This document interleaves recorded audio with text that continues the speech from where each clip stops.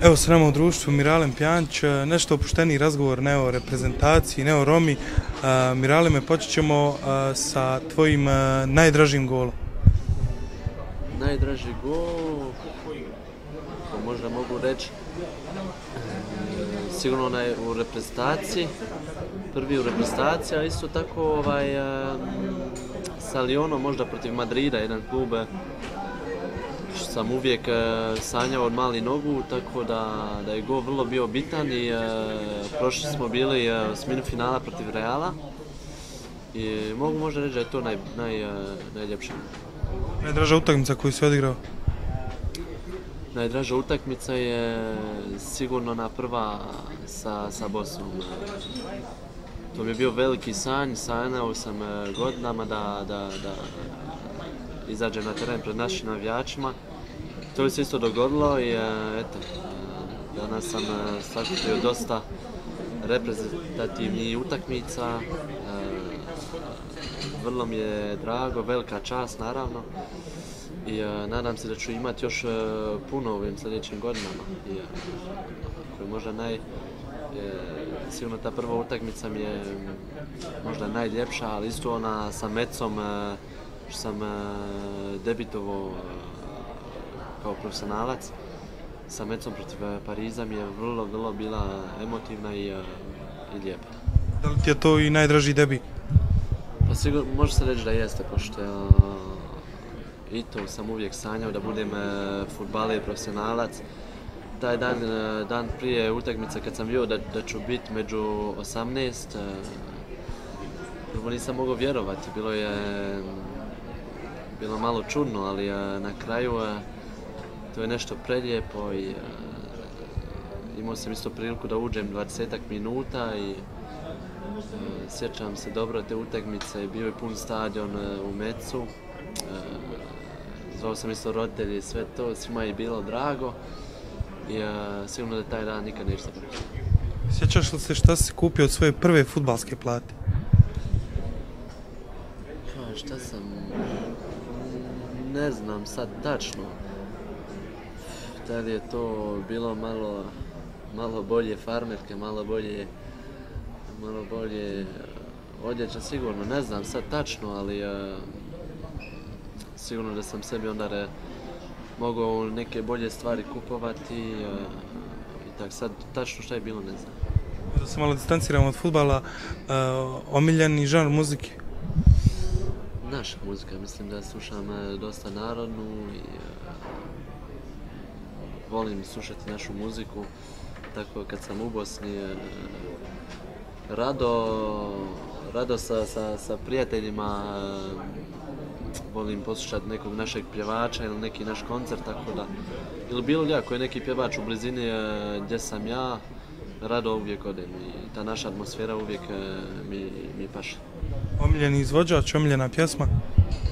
Bosanac. Sigurno jedna simbolična pjesma i za mene i kroz šta sam prošao, gdje sam odrastao i sve to i na kraju mogu reći samo da volim puno Bosnu i ta pjesma mi uvijek dobro dođe. Evo, rekao si sam, mnogo si se selio. Gdje se najviše osjećaš kao kod kući? Pa, u Luksemburgu možda, pa sam tu najviše godina i prošao, možda prvi 13-14 godina, najljepše možda godinu u djetinjstvu kad sam imao puno prijatelja, tu sam i provodio i tako da mi je tu uvijek ostalo u dobrom sjećanju. I danas dan, roditelji su još dole, tako da kad imam nekad slobodno odem dole.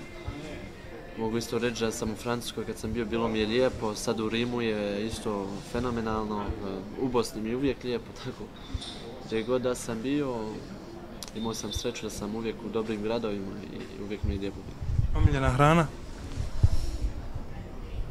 Naša. Neku posebno, jel? Našu poželim često, ali ne mogu se buniti sad u Italiji.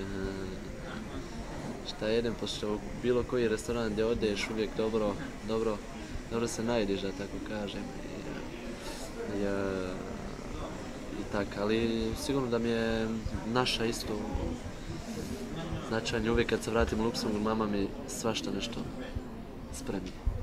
Imaš li Mire neki neostvareni želja? Pa ima toga naravno uvijek. Što se tiče u fudbalu, naravno da želim da budem još bolji, da uspješniji. Želim jednostavno da uvijek pomažem svojoj ekipi, da se jednostavno da ostavim neki trag i da pomognem možda mlađim. U fudbalu nikad ništa nije gotovo, tako da možeš biti godinu dobar, sljedeću godinu malo bolji i sve. Svaki dan se pita, moraš biti na 100% spreman. I svaki dan moraš se boriti za nešto novo, tako da u fudbalu to nije lako, sigurno nije lahak posao i treba dosta rada, puno truda, da budeš uvijek među najboljim, da budeš uvijek onaj koji će igrat, da budeš onaj koji će davat golove, davat pasove, da budeš među najboljim. Mislim da tu ima dosta rada, dosta truda i želim jednostavno da ostanem, da budem na jednom dobrom nivou i da igram još, da osvojim titula, da igram svjetsku, evropsku, Champions ligu dalje. To su naravno ciljeve moje za budućnost i nadam se da ću sve, uglavnom sve ću dati da to ostvarim i ništa, mislim da ću dalje raditi na tome i da budem uvijek što bolji. I evo još za kraj, obzirom da smo se vratili na fudbal, Sarajevo ili Željezniča?